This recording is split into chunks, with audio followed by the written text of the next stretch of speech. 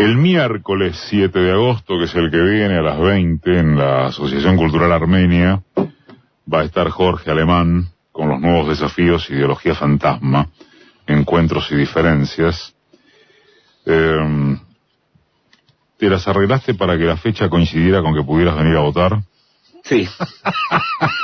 ¿Qué fue? ¿Fue el huevo o la gallina? No, votar, porque yo establecí con la Argentina una relación como de deber, digamos. Tengo un compromiso y voy a venir en octubre a votar también, claro. Quizá no quede claro para el oyente, no digo que descuidado, pero no atento específicamente al tema. ¿Cuál sería la contradicción entre ideología y fantasma? Sí. Al menos tomándome del es una graficho muy buena, de la composición gráfica. Es una relación, hay, digamos, una unión entre los dos términos y a la vez una separación entre los dos términos. El mundo entero se pregunta por qué la gente vota desde hace años en contra de sus intereses. Porque hay algunos sectores que hacen cosas que no se pueden explicar de una manera clara en términos ideológicos, al menos como se consideraba la ideología en su sentido clásico, que era que uno trataba de reproducir sus propios intereses. Uh-huh. Esto no se ha vuelto ya evidente en ningún lado. No es evidente que Inglaterra, con el Brexit, que tiene el 86% de sus negocios con Europa, esto la beneficie. No era evidente que a Cataluña lo beneficiara la independencia. No es en absoluto evidente que sectores populares, no los ricos, voten a Macri. Quiere decir que hay que considerar la palabra interés en un sentido más amplio. Es decir, uno decía antes intereses ideológicos, pero parece que esos intereses ideológicos hunden sus raíces en otro tipo de tramas, en otro tipo de estructuras más opacas, más difíciles de desentrañar. Y por ahí van los tiros de estas dos palabritas reunidas. En el aviso que salió, ¿cuándo fue? Bueno, esta semana en Páginas, acompañando tu conferencia en la Asociación Cultural Armenia, hay una nota de Sebastián Plutz, que es también psicoanalista como vos. Ah, sí. Sobre el tema de el voto emocional, así se llama la nota, y los desafíos del populismo, que trabaja sobre esto que acabas de señalar, y en alguna parte de la nota dice, bueno, la emoción, tratemos de sacar esto del ámbito específicamente psicoanalítico, supongo, a ver cómo lo podés articular en política. La emoción no es solamente me gusta este, me gusta aquel, voto y decido la emoción se conforma de un conjunto de cosas. ¿Cuál es ese conjunto de cosas? ¿Cómo se desentraña? ¿Cómo se explica fácil que antes votabas por algunos intereses que se correspondían con tu ideología y hoy votás en función de cómo se resume eso que acabas de diseñar narrativamente? Bueno, pido disculpas de no haber leído ese... Lo tomé para disparar. Pero en las personas que hablamos, es decir, los que estamos habitados por el lenguaje, no existen estados puros, sentimientos puros, afectos puros. Todos pasan por el alambique, todos pasan por el filtro de la palabra. Y ahí se producen una serie de cortocircuitos un poco extraños.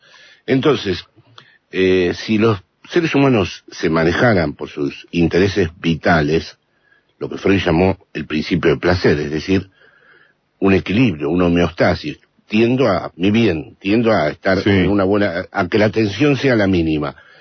El descubrimiento de Freud en el año 20 fue que eso no era la instancia más originaria del ser humano, no buscaba su equilibrio ni el mínimo de tensión, que había algo todavía más originario, más constitutivo del ser humano, que él denominó lamentablemente, de allí que se lo acuse de pesimista, pulsión de muerte. Supongamos que la gente vota no por el principio de placer, sino por la pulsión de muerte, algunos, ¿no? Y ahí está incluido a quien se odia, de quién me quiero diferenciar, qué es lo que rechazo, ¿Qué ser humano no está construido con algún punto de rechazo?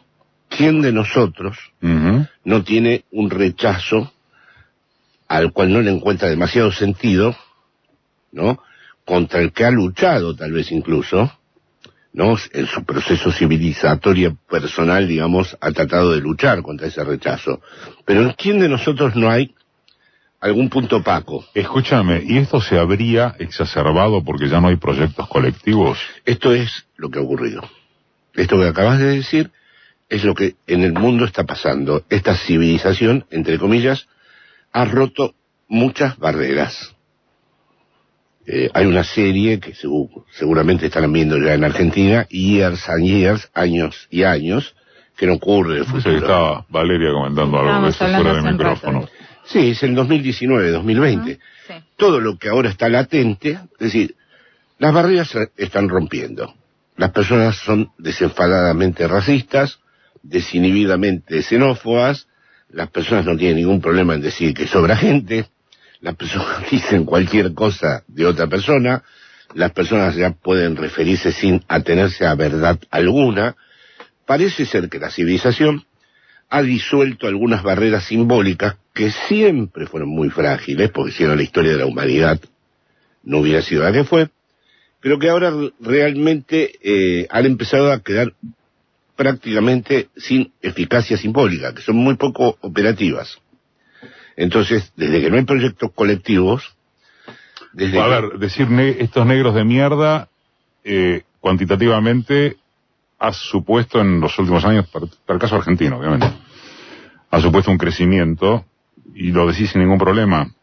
Y esto antes por lo menos generaba algo de vergüenza. Sí, hay mucha gente que lo dice. Ayer mismo escuché a un tipo decir, en una conversación de bar, que la esclavitud no estaba tan mal, que era al final el único principio, que estaba harto de los empleados. O sea que, evidentemente, una frase que dijo el tipo de la ultraderecha de España fue muy, ¿de Vox? Sí, muy sugerente en ese aspecto. Dijo, estamos hartos de que los progres nos controlen. Que los progres nos controlen. Sí, o sea, ellos juegan al revés, a la desinhibición. Ahora son los progres, los vigilantes del discurso. Y ellos juegan a que se han desinhibido y que pueden decir cualquier cosa. Y ahí hay un cambio civilizatorio que en cada país y en cada lugar toma formas distintas. En el caso argentino parece muy obvio, ¿no? En el caso argentino es realmente sorprendente. Se llega muy ¿sorprendente? Lejos. Es en el lugar, esto lo hemos hablado, Eduardo, que se llega muy lejos. Hay locutores que dicen auténticas barbaridades. Si en el caso argentino, en la televisión, en una semana que estuve en las provincias, que hice zapping, vi a un loco hablando a 10.000 palabras por segundo de cómo uno iba a ser dueño de sí mismo, se iba a curar de todo, y su vida no se le iba a manejar nadie, porque iba a entrar en un proceso de paz espiritual, y se emocionaba por sus propias revelaciones, y decía que se había viralizado 13 millones su vídeo, y que había que, con la comida, bueno, toda esta cosa el campeonato mundial de la autoayuda la había ganado el tipo este. Después me enteré que es desde niño un tipo muy célebre aquí. Sí. Luego vi otro loco de la economía, que trataba la economía como un universo en sí mismo clausurado, y que su discurso encerraba el genocidio o sea, sobraban miles de personas en ese discurso. Había que cerrar el Estado, los subsidios, el Banco de la Nación, y navegaba por todos los canales. ¿Expert, decís? ¿O otro? No. ¿O podría serlo? Expert, sí, pero... Milei.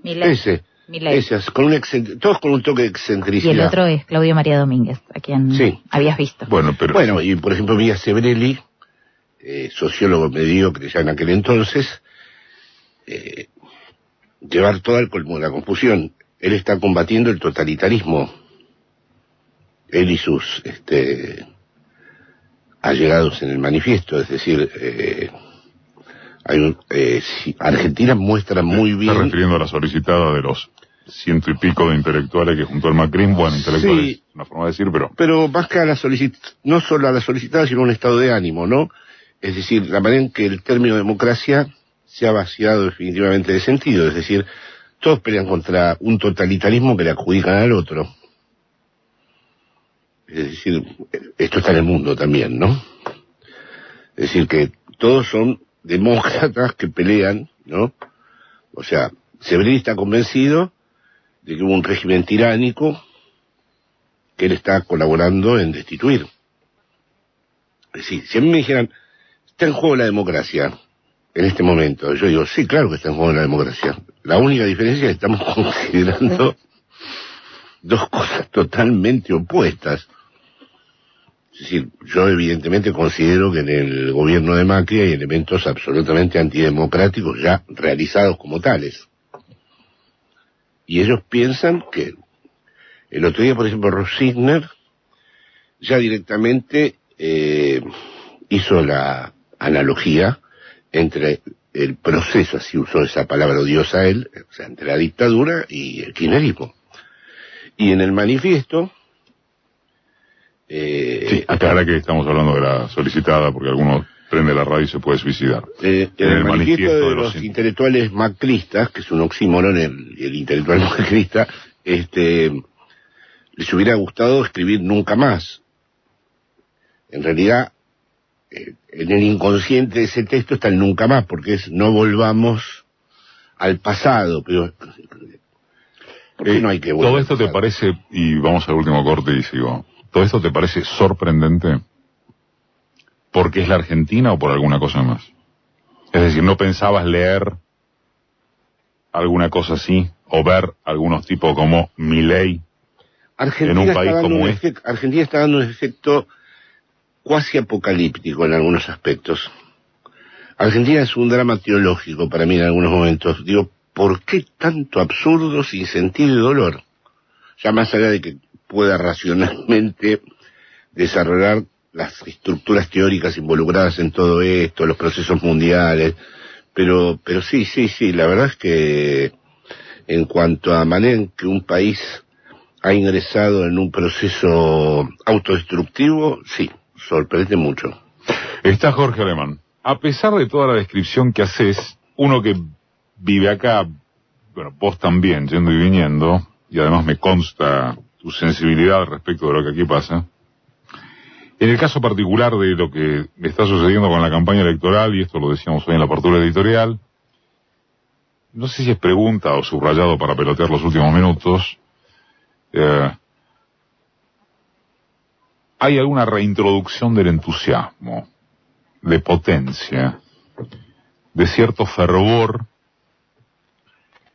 quizás a partir de lo propio que describiste, en torno de que en un bando, si querés, está tan marcado lo del odio, lo de la apelación al odio como único recurso, que en lo que se llama genéricamente el campo Nacampop ha despertado una reacción emotiva, con mucho desorden de campaña, con todo lo que vos quieras, pero que me parece reintroduce, así fuere como movida única frente al macrismo enfrente, volver a creer en algo.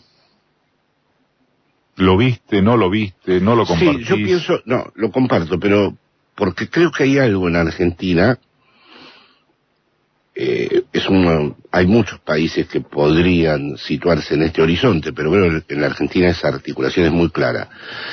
Macri no es una hegemonía, Macri es un poder, pero no es una construcción hegemónica. Es decir, no es una construcción cultural, no hay un principio vertebrador de algo histórico. Mientras que hay una secuencia que es 17 de octubre, Evita, Las Madres, Cristina, que eso no se puede construir en un laboratorio de marketing, ni lo pueden organizar los coaches. Y eso sí está constituido. Si el poder lograra desactivar definitivamente esa secuencia, entonces sí que estamos realmente en una situación horrible. Pero el poder no puede. Han hecho una inversión comunicacional en todos estos años para matar eso y no han podido. Es decir, han gastado fortunas en operadores, en locutores, en tipos que se han dedicado a montar las operaciones más sofisticadas para neutralizar esto, y esto retorna. Acá muchos tipos se tienen que quedar sin laburo después de esto, porque realmente después de tantos años de montar islas, cajas fuertes, excavadoras, se vuelve a confirmar que hay un eje simbólico que tiene una solidez muy, muy importante. Y eso es muy argentino. Sí, totalmente. Totalmente. Esto hace de la Argentina un país distinto. O sea, ¿no me estarías diciendo esto en España? No, lamentablemente no. No. En España hay un agujero. Yo dije España, capaz que te podría haber dicho, no sé, Inglaterra o Francia, Europa. No. Argentina tiene un problema siempre en la organización institucional del país y en cambio tiene una gran estructura simbólica. Sí, otro problema es cómo las institucionalizás después, ¿no?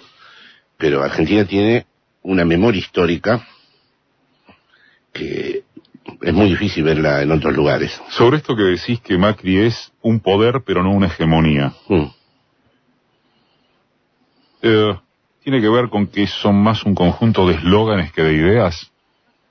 Exactamente. Vos viste que usan palabras que no tienen ninguna significación precisa, futuro. Ahora un coach le dijo en la mitad del río, pues dijo... Sí, ahora están con la mitad del río. La luz al final del túnel ya no la podemos usar. La tormenta ya está gastada. Ya la tormenta está gastada. Entonces, a ver, ¿cómo describís una situación adversa, pero que a la vez vas a superar? Entonces estás en la mitad del río. Pero ya es un problema, porque ¿quién te tiró al río? Es decir, al río, en todo caso, tiraron a Maldonado. ¿Quién te puso en la mitad del río? ¿Por qué te vas en la mitad del río? Es decir, ya está todo... y claro, están en esa hipertrofia de tener que buscar fórmulas en los laboratorios, pues carecen de perspectiva histórica, de lectura política, de construcción discursiva. O sea que estarías de acuerdo con que hay una sobreestimación del macrismo como aparato ideológico. Para mí sí. Para mí el único problema que tenemos es algo que yo creo que no está solo construido mediáticamente, sino, como vos dijiste antes, un odio que sí se expande transversalmente y que habrá que poner a prueba en estos días que vienen de las PASO y de las elecciones sobre qué consistencia tiene. ¿Te parecen decisivas estas elecciones? Si la respuesta fuera afirmativa, ¿en qué sentido? Cuando te hablo de las elecciones, yo creo que estoy hablando en plano global, creo que no de paso, primera, segunda vuelta. Creo que es un hito histórico. Creo que si Kicillof, un joven de Nacional Buenos Aires, de origen judío, hijo de psicoanalistas, autor de una tesis sobre Keynes, gana el conurbano, volvemos a confirmar que la Argentina es efectivamente un país muy distinto, que tiene de golpe salidas políticas y culturales extraordinariamente excepcionales. Y creo que a la vez, si la vicepresidenta que puso de algún modo al presidente en esta extrañísima combinación de que un vicepresidente nombra al presidente, logra vencer a ese aparato, que lo único que tiene es aparato, no tiene otra cosa que eslóganes, como dijiste vos, en un contexto de derechización mundial como el que hay, yo creo que se produce un episodio verdaderamente impresionante. Va a ser impresionante para América Latina y va a ser impresionante para el mundo, porque además en el mundo la daban por muerta a ella, la daban por liquidada. O sea, va a mostrar cómo puede retornar algo sin necesidad de los aparatos de poder. Qué gusto, como siempre. Te vas el 15, ¿no? Sí. Ahora después arreglamos por haber. Aparte de esto. Pasó Jorge Alemán el miércoles su conferencia en la Asociación Cultural Armenia. Gracias, Jorge. Muchas gracias, Eduardo. 2:01.